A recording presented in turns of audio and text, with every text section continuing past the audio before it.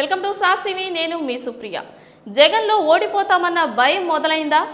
అసలు వాస్తు దోషాలు అనేవి ఈయనకి నమ్మకం ఉందా అంటే అవునని అంటున్నాయి పార్టీ వర్గాలు. అదేవిధంగా తాడేపల్లి ప్యాలెస్కు సంబంధించి వాస్తు దోషాలు సరిచేస్తున్నారా అని ప్రశ్న మొదలైతే అవుననే సమాధానం ఎదురవుతోంది. సో దీనికి సంబంధించి మరిన్ని సమాచారాన్ని మనం చూద్దాం.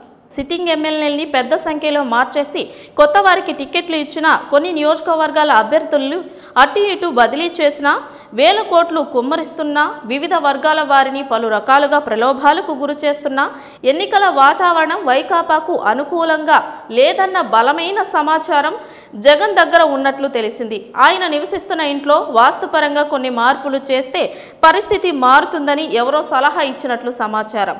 ఈ మేరకు వాస్తు పండితుల్ని పిలిపించగా తాడేపల్లిలోని సీఎం క్యాంపు కార్యాలయం ఇంటి చుట్టూ ఎత్తుగా ప్రహరీలను నిర్మించి ఇనుప కట్టడాన్ని ఒక మూల తొలగించాలని జగన్కు సూచించినట్లు తెలిసింది.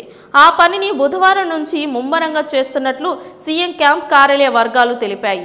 తాడేపల్లిలో సీఎం ఇల్లు క్యాంపు కార్యాలయ భవనాలు పక్కపక్కనే ఉంటాయి.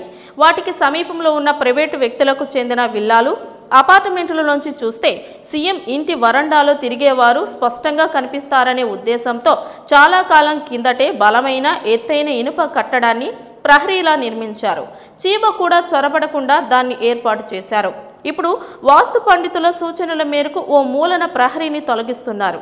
బుధవారం రాత్రి నుంచి వెల్డర్లు కార్మికులు ఆ పనిలో నిమగ్నమయ్యారు. దాన్ని సీఎం స్వయంగా పర్యవేక్షిస్తున్నట్లు తెలిసింది. ప్రస్తుతం ఇది రాజకీయ వర్గాల్లో మరీ ముఖ్యంగా వైకాపా శ్రేణుల్లో చర్చనీయాంశమైంది.